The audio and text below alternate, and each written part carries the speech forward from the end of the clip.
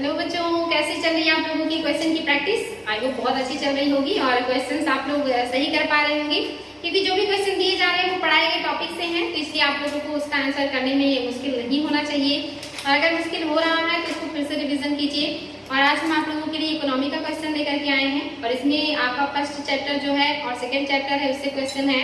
तो I hope आपने economy बहुत सारे चैप्टर पढ़ लिया है, तो पढ़ाई के साथ साथ क्वेश्चन भी देखना जरूरी है, ताकि आप लोगों को पता चले कि आप लोग किस मतलब जो है स्तर से पढ़ाई कर रहे हैं। क्या आप लोगों को क्वेश्चन सॉल्व करने में प्रॉब्लम हो रहा है?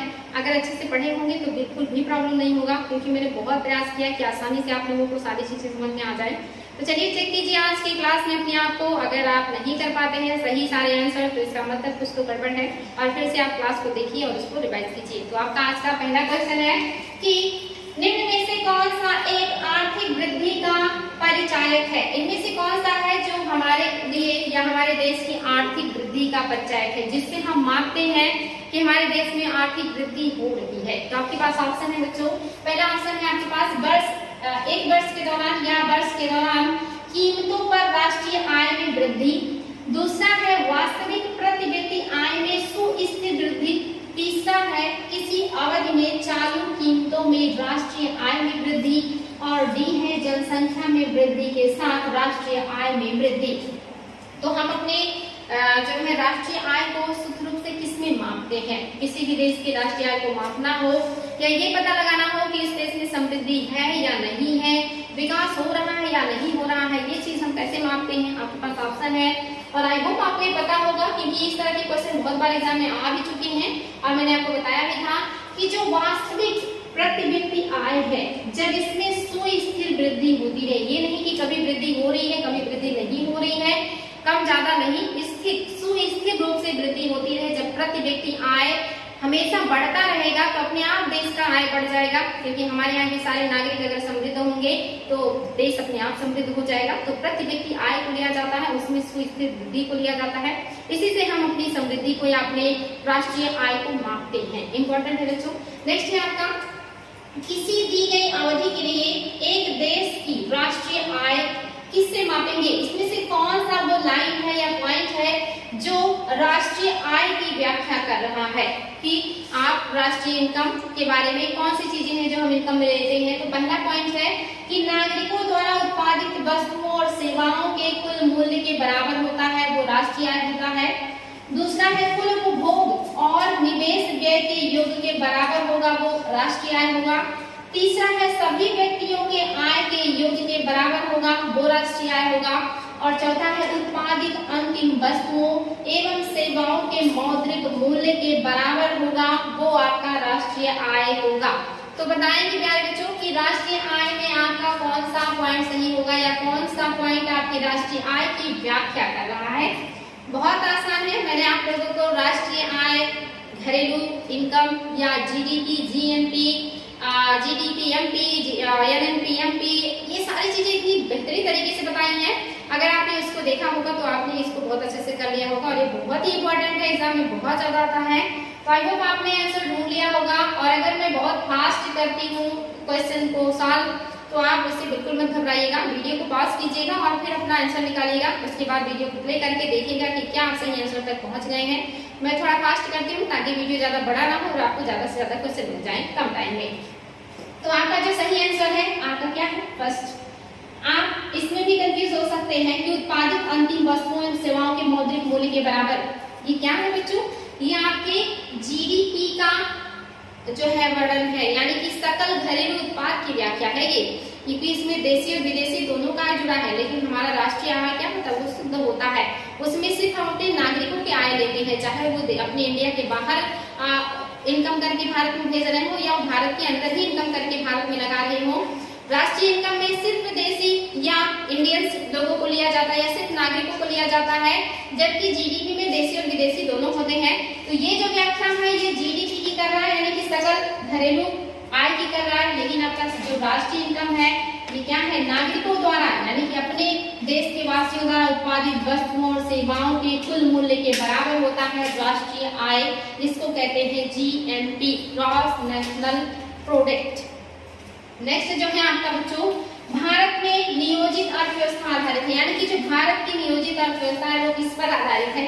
ये तो आप आंख बंद करके भी बता देंगे कि हमारे देश की अर्थव्यवस्था किस तरह की अर्थव्यवस्था है। तो ऑप्शन में आपके पास गांधीवादी अर्थव्यवस्था है या समाजवादी व्यवस्था है या पूंजीवादी व्यवस्था है या मिश्रित अर्थव्यवस्था है। तो ये तो बहुत आसान है, हमारे देश की जो अर्थव्यवस्था है वो मिश्रित अर्थव्यवस्था है। मैंने क्लास में आपको बताया था कि हमने क्यों नहीं जो है समाजवादी या पूंजीवादी अर्थव्यवस्था को अपनाया था, क्या रीजन था उसके पीछे? क्योंकि आजादी के बाद हमारे यहाँ पूंजीपति इतने ज्यादा नहीं थे कि वो हमारी अर्थव्यवस्था को अच्छे से चला सके, और सरकार के पास इतनी पूंजी भी नहीं थी कि वो सबके लिए अच्छे से काम कर सके, सबको सुविधाएं दे सके। क्योंकि हम बहुत गरीब हो गए थे, अंग्रेजों ने हमें पूरी तरह से कंगाल करके छोड़ा था। तो ऐसी स्थिति में ना तो पूंजीपति वर्ग इतना ज्यादा सक्रिय और मजबूत था कि वो पूरा देश चला ले या अर्थव्यवस्था चला ले, और ना हमारी सरकार इतनी मजबूत थी कि वो सबकी जरूरतों को पूरा कर दे। इसीलिए हम ना तो समाजवादी हो पाए ना पूंजीवादी हो पाए, बल्कि हमने पूंजीपतियों को भी जो है मौका दिया और सरकार ने खुद भी काम किया, दोनों ने मिलकर काम किया। इसीलिए हमने मिश्रित अर्थव्यवस्था को अपनाया। उस समय की परिस्थितियां हमें इस तरह का काम करने के लिए मजबूर करती हैं, और बाकी में मिश्रित अर्थव्यवस्था बहुत अच्छा है अगर इसको अच्छे से काम किया जाए तो। आगे है बच्चों, तो यहाँ पे आपका मिश्रित अर्थव्यवस्था हो जाएगा, तो ये आपको पता ही होगा। नेक्स्ट ये क्वेश्चन समझना है, क्वेश्चन नंबर 4, एक्स देश, कोई देश है जिसको एक्स कहा गया है, अगर कोई नाम भी दे देते हैं तो कोई दिक्कत नहीं है। कोई देश है जो एक्स देश है में आर्थिक समृद्धि अनिवार्य रूप से होगी यदि किसी देश में आर्थिक समृद्धि जरूर होगी। यदि ऐसा क्या होगा वहाँ पे कि आर्थिक समृद्धि जरूर होगी, इस बात का आप अनुमान लगा सकते हैं। आंसर में आपके पास कि जो है विश्व अर्थव्यवस्था में तकनीकी प्रगति होगी, यानी कि जो एक्स देश है इसके यहाँ कब आर्थिक समृद्धि होगी? जब विश्व देश के अर्थव्यवस्था में तकनीकी प्रगति होगी तब होगा, या एक्स देश में जनसंख्या की वृद्धि होगी तब होगी, या एक्स देश में पूंजी का निर्माण होगा तब होगा, या विश्व अर्थव्यवस्था में व्यापार की मात्रा बढ़ेगी तब जो है वो एक्स देश समृद्ध होगा। तो आपको बताना है कि एक्स देश में समृद्धि कब आएगा, इसमें से कौन सी घटना घटेगी तो एक्स देश जो है ये आर्थिक रूप से समृद्ध हो जाएगा आवश्यक रूप से। तो आपको पता होना चाहिए जब एक्स देश में पूंजी का निर्माण होगा, आपका जो ऑप्शन नंबर सी है ये सही है। जब किसी देश में पूंजी का निर्माण होगा तो उसके पास जो है समृद्धि आएगी, उसका समृद्धि बढ़ेगा और वो मजबूत होगा आर्थिक रूप से। तो आपका पूंजी जो है इम्पोर्टेंट है, इसको ध्यान देंगे। नेक्स्ट है आपका विश्व अर्थव्यवस्था में व्यापार की मात्रा बढ़ती है, यानी कि नेक्स्ट आपका जो है क्वेश्चन नंबर 5, केंद्रीय नियोजन अर्थव्यवस्थाओं में आर्थिक क्रियाओं पर किसका नियंत्रण होता है?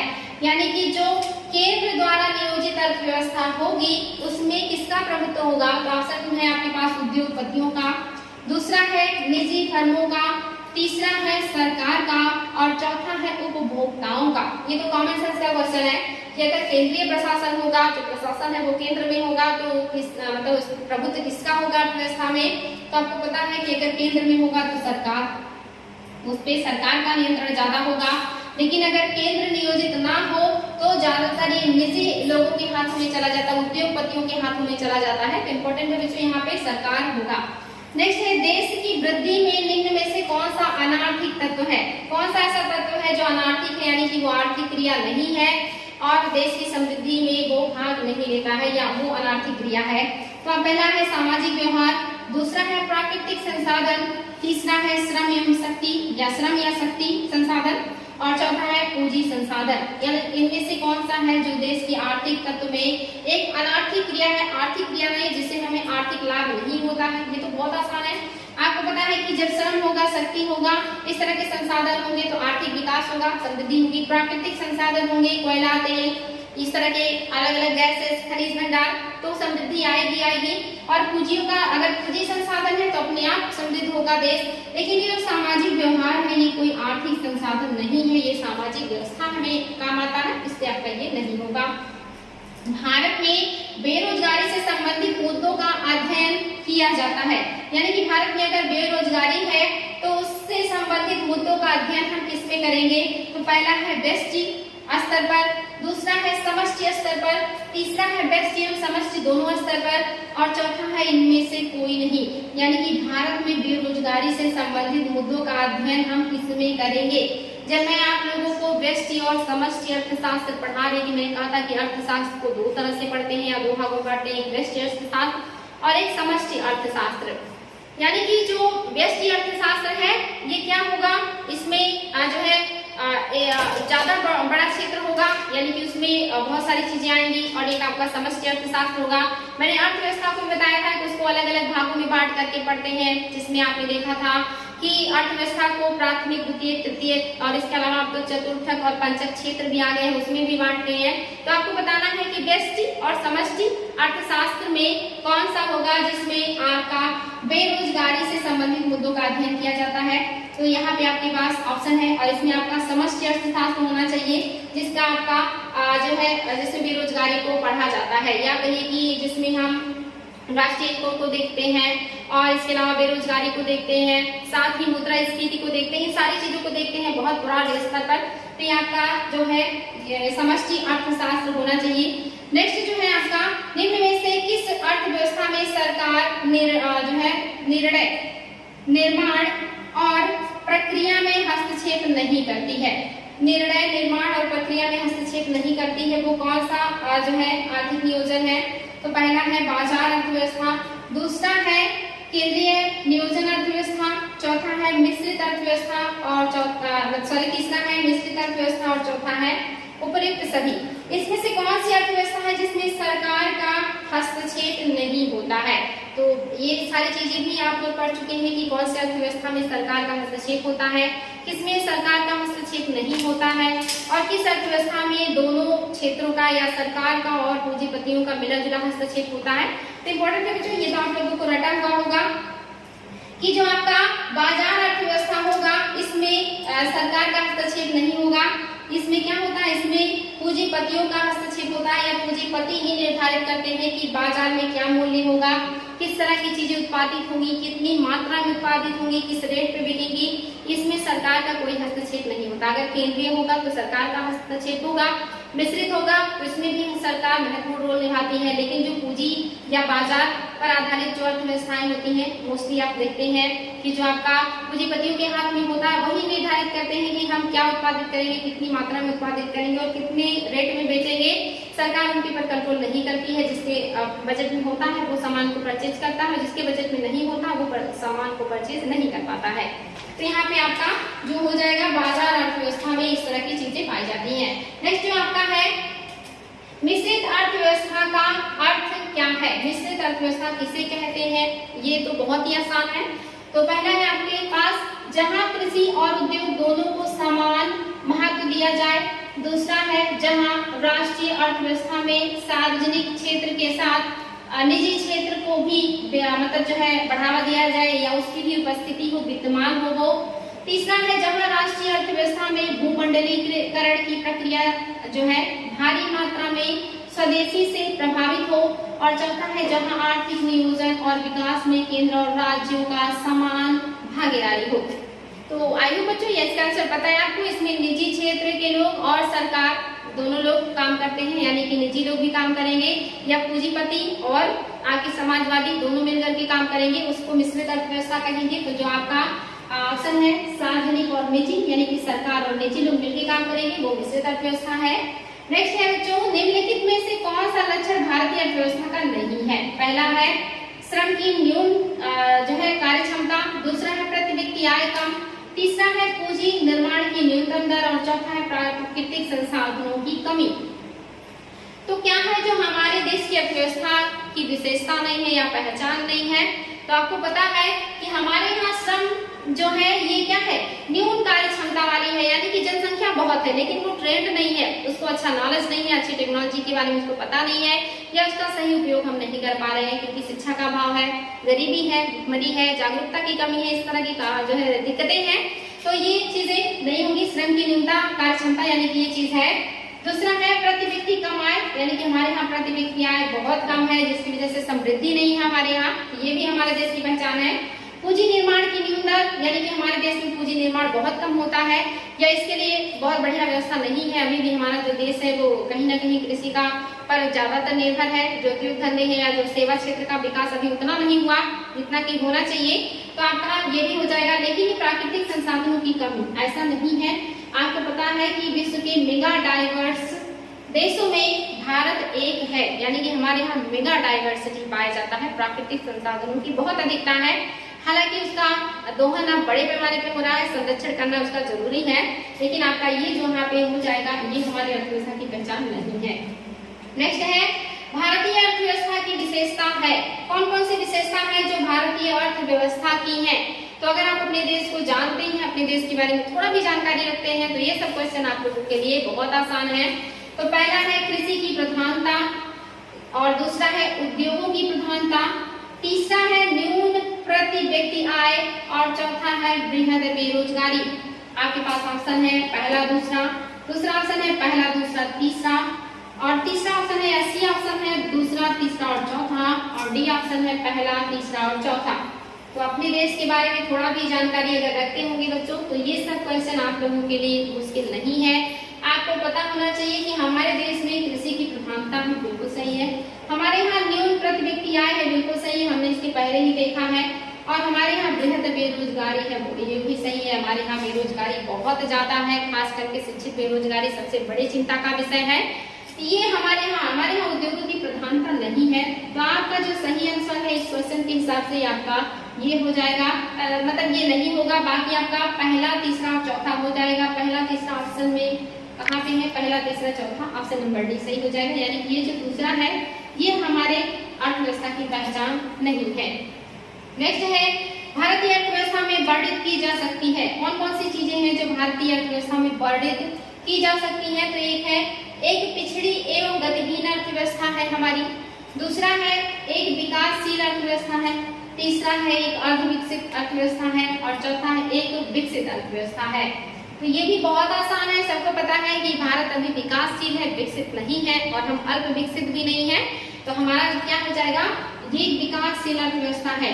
हालांकि जो विश्व बैंक है उसने इसका जो क्राइटेरिया है अब उसे थोड़ा अलग कर दिया है, जिसमें जो है विकासशील और उच्च विकासशील, निम्न विकासशील आते हैं, और जो चाइना उसको उच्च विकासशील देश में रखा गया है, और भारत को निम्न विकासशील देशों में रखा गया है।